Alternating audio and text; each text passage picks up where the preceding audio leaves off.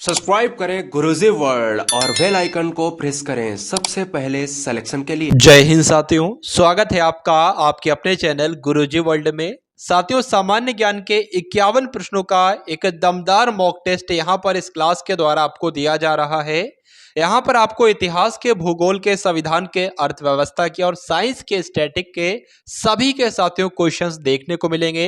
यानी कि जिस प्रकार से एग्जामिनर एक परीक्षा को तैयार करता है, ठीक उसी प्रकार से इस मॉक टेस्ट को तैयार किया गया है। इसलिए ये आपकी परीक्षा के लिए बहुत ही खास और बहुत ही महत्वपूर्ण है।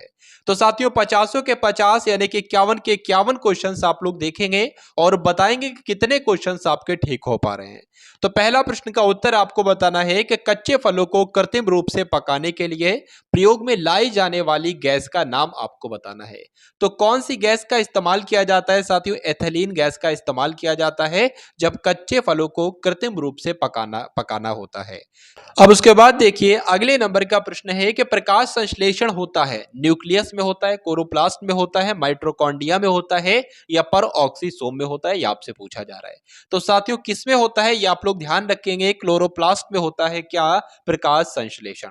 उसके बाद देखिए कि जिसके ग्रंथ में चंद्रगुप्त मौर्य का विशिष्ट रूप से वर्ण हुआ है वो है भास, शूद्रक, विशाखदत्त या अश्वघोष। तो यहां पर साथियों बात किया जाए अगर विशाखदत्त की, तो विशाखदत्त के ग्रंथ में चंद्रगुप्त मौर्य का साथियों जिक्र हुआ है, वर्ण हुआ है। इसलिए आपका राइट आंसर जो जाएगा वो ऑप्शन नंबर सी के साथ जाएगा। उसके बाद देखिए कि अशोक के शिलालेखों में प्रयुक्त भाषा कौन सी है। यानी कि अशोक के जितने भी शिलालेख हैं उसमें जो भाषा का इस्तेमाल किया गया है तो वो कौन सी भाषा है? वो प्राकृत भाषा है, ये आपको ध्यान रखना है। चलिए, तो इस प्रकार आपका राइट आंसर यहां पर ऑप्शन नंबर बी हो जाता है। अगले नंबर का प्रश्न देखिए कि हड़प्पा में एक उन्नत जल प्रबंधन प्रणाली का पता चलता है धौलावीरा में, लोथल में, कालीबंगा में या आलमगीरपुर में। तो यहां पर आपका राइट आंसर जो होगा वो हड़प्पा में एक उन्नत जल प्रबंधन प्रणाली का पता चलता है धौलावीरा, इसका राइट आंसर हो जाएगा। तो साथियों, अगर बात करें धौलावीरा कहां पर है, तो गुजरात में धौलावीरा एक स्थल है हड़प्पा सभ्यता का। हड़प्पा सभ्यता के जितने भी स्थल है उसमें से एकमात्र स्थल अभी तक का धौलावीरा ही है जिसको यूनेस्को की विश्व विरासत स्थलों में शामिल किया जा चुका है। इसलिए धौलावीरा शब्द जो है ये स्थान आपकी परीक्षा के लिए महत्वपूर्ण है, आपसे पूछा जा सकता है। चलिए, उसके बाद आपसे पूछा जा रहा है कि चीनी यात्री हेंसुआंग ने किस विश्वविद्यालय में अध्ययन किया था, यह आपसे पूछा जा रहा है। तो किसके समय में यह भारत आया था चीनी यात्री हेंसुआंग? तो हर्षवर्धन के समय में आया था। हेंसुआंग ने किस विश्वविद्यालय में अध्ययन किया था? तो नालंदा विश्वविद्यालय में अध्ययन किया था, यह आपको ध्यान रखना है। तो आपका राइट आंसर जो है वो ऑप्शन नंबर डी हो जाता है। उसके बाद देखिए अगला प्रश्न कि सिपाही विद्रोह के समय भारत का गवर्नर जनरल कौन था, यह आपसे साथियों पूछा जा रहा है। तो सिपाही विद्रोह की अगर बात करें तो सिपाही विद्रोह कब हुआ था? 1857 में हुआ था। यानी कि 1857 की क्रांति जब हुई थी तो उस समय गवर्नर जनरल कौन था? उस समय गवर्नर जनरल थे लॉर्ड कैनिंग। इसलिए आपका राइट आंसर जो है वो ऑप्शन नंबर ए हो जाता है। अगर आपसे पूछ लिया जाए कि भारत के पहले वायसराय कौन थे, तो लॉर्ड कैनिंग ही भारत के पहले वायसराय थे। वर्ष 1857 के विद्रोह के संदर्भ में निम्नलिखित में से किसे उसके मित्र ने धोखा दिया तथा जिसे अंग्रेजों द्वारा बंदी बनाकर मार दिया गया? तो यहां पर कहा जा रहा है कि 1857 का जब विद्रोह हो रहा था तो कौन सा ऐसे व्यक्ति था जिसको उसके मित्र ने धोखा दिया? तो तात्या टोपे का एक मित्र था, ठीक है, उसने उसको जो है वो तात्या टोपे को धोखा दे दिया था और जिसको अंग्रेजों द्वारा बंदी बनाकर मार दिया गया। तो राइट आंसर जो होगा वो ऑप्शन नंबर डी हो जाता है। और जो लोग भी ऑप्शन नंबर डी के साथ है बिल्कुल करेक्ट आंसर है आपका। अब उसके बाद देखिए साथियों, अगले नंबर का प्रश्न आपकी स्क्रीन पर है कि दांडी यात्रा के साथ निम्नलिखित में से क्या प्रारंभ हुआ? तो दांडी यात्रा के साथ क्या प्रारंभ हुआ? सविनय अवज्ञा आंदोलन प्रारंभ हुआ। इसलिए इस क्वेश्चन का राइट आंसर जो होगा वो ऑप्शन नंबर सी हो जाएगा। तो जो लोग भी ऑप्शन नंबर सी के साथ है बिल्कुल करेक्ट आंसर है आप सभी लोगों का भी। बहुत बढ़िया, वेरी गुड क्लास। चलिए, अगर 1930 की महात्मा गांधी की बात करें तो महात्मा गांधी जी के नेतृत्व में 1930 में यह आंदोलन जो था वो शुरू किया गया था। चलिए, अब उसके बाद देखिए साथियों, गोल्डन थ्रेशहोल्ड नामक कविता संग्रह की रचयिता निम्नलिखित में से कौन है, ये आपसे पूछी जा रही है। तो इसकी रचयिता कौन है ये आपको बताना है। इस क्वेश्चन का राइट आंसर क्या है? तो सरोजनी नायडू इस क्वेश्चन का बिल्कुल करेक्ट आंसर हो जाएगा। तो क्या साथियों कौन सी कविता है? गोल्डन थ्रेशहोल्ड इस कविता का नाम है, ठीक है। और इसके रचयिता जो है वो कौन है भाई? रचयिता इसकी सरोजनी नायडू है, ये आपको ध्यान रखना है। अब उसके बाद देखिए निम्नलिखित में से किस एक में राष्ट्रीय उद्यानों की संख्या अधिकतम है। तो कहां पर राष्ट्रीय उद्यान सबसे ज्यादा है ये आपसे पूछा जा रहा है। तो साथियों कहां पर है, अंडमान और निकोबार द्वीप समूह, आपको ध्यान रखना है। यहां पर नेशनल उद्यान या नेशनल पार्क कह सकते हैं, इनकी संख्या जो है वो सबसे ज्यादा है।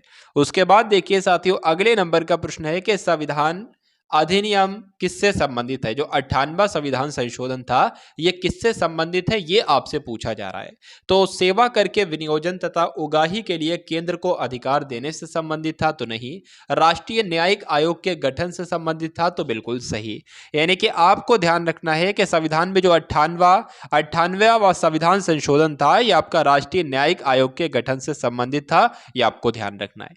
अब उसके बाद देखिए अगले नंबर का प्रश्न है कि भारत के संविधान से संबंधित निम्नलिखित युग्मों में से कौन सा एक सुमेलित नहीं करता है। तो जो सुमेलित नहीं करता है उसके बारे में यहां पर आपको बताना है। क्या इस क्वेश्चन का बिल्कुल करेक्ट आंसर हो जाता है, बताइए भाई। चलिए तो बात करें अगर यहाँ पर वन की अगर बात करें तो वन तो संवर्ती सूची के अंतर्गत आता है, ठीक है भाई।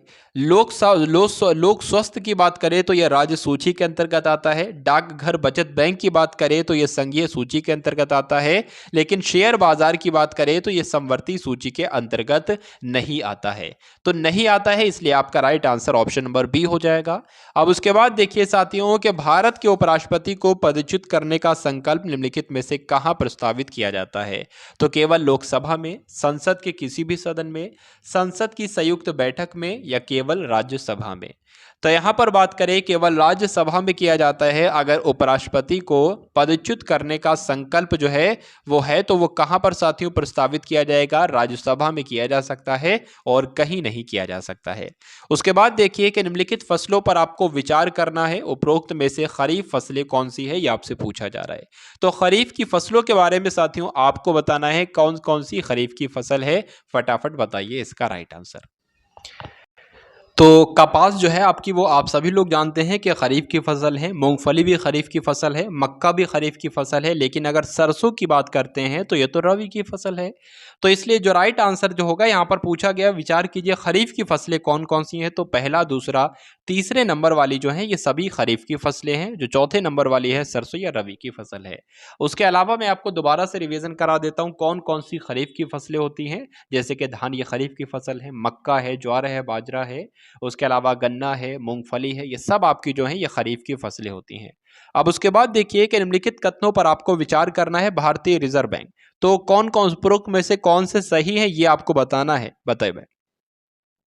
तो दो कथन आपके सामने, इसमें से आपको बताना है कौन कौन से सही हैं। देखिए बात करें अगर भारतीय रिजर्व बैंक का राष्ट्रीयकरण 26 जनवरी 1950 को हुआ, क्या ये सही है या ये गलत है। तो ये तो भाई गलत हो जाएगा। क्यों? क्योंकि आरबीआई का राष्ट्रीयकरण जो किया गया वो 1 जनवरी 1949 को किया गया, इसलिए ये आपका गलत हो जाएगा। भारत सरकार के ऋण कार्यक्रमों का संचालन व्यय विभाग, वित्त मंत्रालय द्वारा होता है, तो ये भी आपका गलत हो जाएगा। इसलिए दोनों ही आपके गलत हो जाएंगे और आंसर आपका जो होगा वो ऑप्शन नंबर डी हो जाएगा। उसके बाद देखिए अगले नंबर का प्रश्न कि Netaji Subhash Chandra Bose institute of sports कहां पर स्थित है। तो साथियों बात क्या है, अगर हम लोग Netaji Subhash Chandra Bose institute of sports साथियों कहां पर स्थित है, तो पटियाला में स्थित है। इसलिए इस क्वेश्चन का राइट आंसर जो होगा वो ऑप्शन नंबर बी हो जाता है। अब उसके बाद देखिए साथियों अगले नंबर का प्रश्न कि नेशनल पुलिस एकेडमी कहां पर स्थित है, आपसे पूछा जा रहा है। तो नेशनल पुलिस एकेडमी की अगर बात करें तो ये तो हैदराबाद में स्थित है। राइट आंसर आपका ऑप्शन नंबर ए है। अगला क्वेश्चन देखिए कि रडार का प्रयोग मुख्य रूप से किया जाता है। तो रडार का प्रयोग प्रकाश तरंगों द्वारा वस्तुओं का पता लगाने के लिए किया जाता है, नहीं। ध्वनि तरंगों को परिवर्तित करके वस्तुओं का पता लगाने के लिए किया जाता है, नहीं। रेडियो तरंगों द्वारा वस्तुओं की उपस्थिति और स्थिति ज्ञात करने के लिए किया जाता है, तो बिल्कुल सही।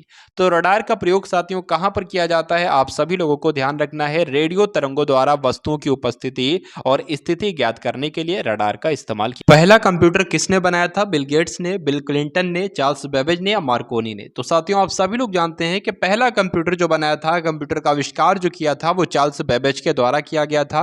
ऑप्शन नंबर सी जिनका उत्तर है बिल्कुल करेक्ट है। अब उसके बाद देखिए साथियों, कृषि में खाद के रूप में तथा बीजों को सुरक्षित रखने के लिए फफूंदी मार के तौर पर उपयोग किया जाता है। किसका इस्तेमाल किया जाता है ये आपसे पूछा जाता है।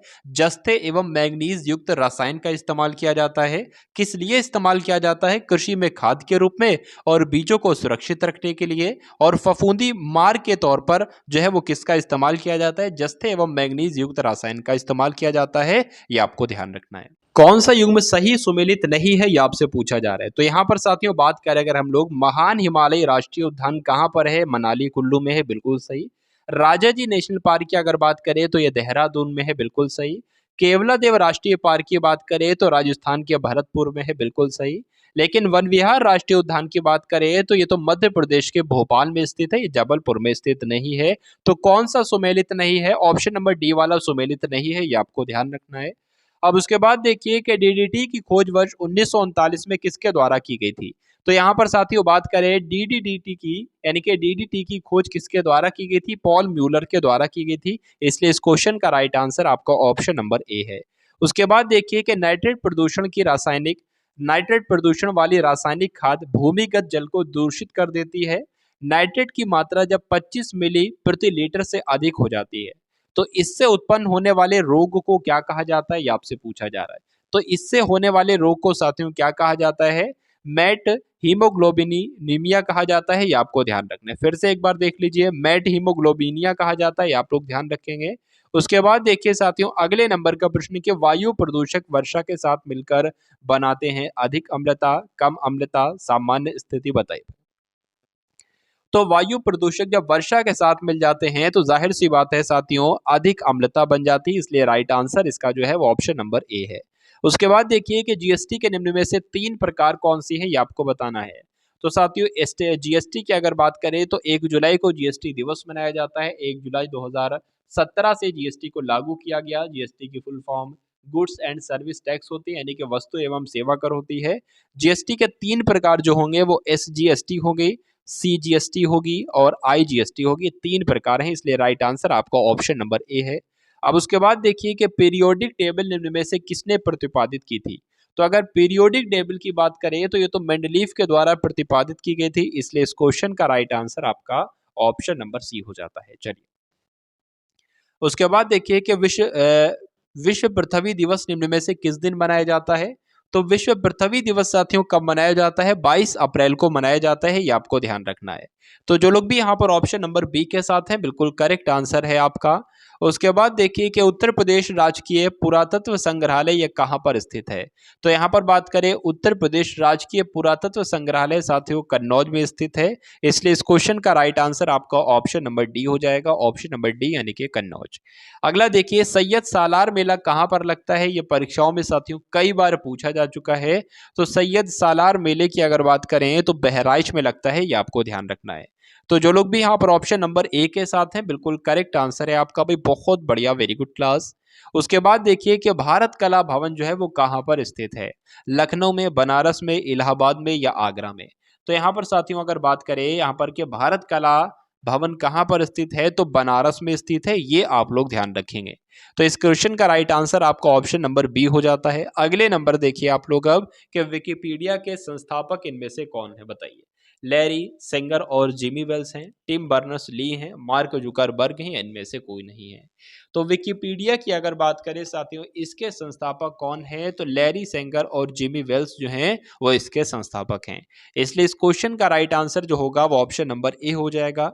अब उसके बाद देखिए साथियों अगले नंबर का प्रश्न कि एकमात्र ऐसे व्यक्ति निम्न में से कौन है जिन्होंने ऑस्कर एवं नोबेल पुरस्कार दोनों पुरस्कार जीते, यानी कि ऑस्कर पुरस्कार भी जीता और नोबेल पुरस्कार भी जीता। ऐसे व्यक्ति कौन है ये आपसे पूछा जा रहा है। तो जॉर्ज बर्नार्ड शॉ की अगर बात करें तो साथियों ये ऐसे व्यक्ति हैं जिन्होंने ऑस्कर पुरस्कार भी जीता और नोबेल पुरस्कार भी जीता। भारत के वर्तमान उपराष्ट्रपति निम्न में से कौन है? हामिद अंसारी, राम नाईक या वेंकैया नायडू या इनमें से कोई नहीं? तो यहाँ पर साथियों बात करें इस क्वेश्चन का राइट आंसर क्या होगा? वर्तमान के अगर उपराष्ट्रपति की बात करें तो जगदीप धनखड़ है, ये आपको ध्यान रखना है। इसलिए राइट आंसर यहाँ पर ऑप्शन नंबर डी हो जाएगा कि इनमें से कोई नहीं, और जगदीप धनखड़ का नाम आप सभी लोग ध्यान रखेंगे।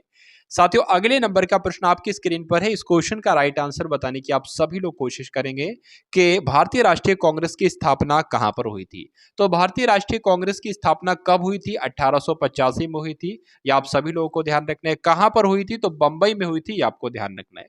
अगर बात करें डेट भी कभी आपकी परीक्षा में पूछी जा सकती है, तो 28 दिसंबर 1885 को भारतीय राष्ट्रीय कांग्रेस की स्थापना की गई थी। इसका पहला अधिवेशन जो किया गया था वो बंबई में किया गया था, जिसको अब मुंबई कहा जाता है। और उस किसकी अध्यक्षता में किया गया था? तो वह किसकी अध्यक्षता में किया गया था? उमेश चंद्र बनर्जी की अध्यक्षता में किया गया था। ये आपको ध्यान रखना है। तो जो लोग भी यहाँ पर ऑप्शन नंबर ए के साथ है, बिल्कुल करेक्ट आंसर है आपका। अब उसके बाद देखिए साथियों, राष्ट्रवाद की भावना के प्रचार के लिए गणपति और शिवाजी उत्सव किसने प्रारंभ किया? ये आपसे पूछा जा रहा है, बताइए भाई। चलिए, यानी कि आपसे पूछा जा रहा है कि जो आपका गणपति उत्सव है और शिवाजी उत्सव है, इसको किसने शुरू किया गया? तो बंगाल बाल गंगाधर तिलक के द्वारा ये उत्सव शुरू किए गए। राइट आंसर आपका ऑप्शन नंबर बी है। उसके बाद देखिए कि शेरशाह का मकबरा कहां पर स्थित है। तो शेरशाह का मकबरे की अगर बात करें तो साथियों कहां पर स्थित है? सासाराम में स्थित है। ये आपको ध्यान रखना है।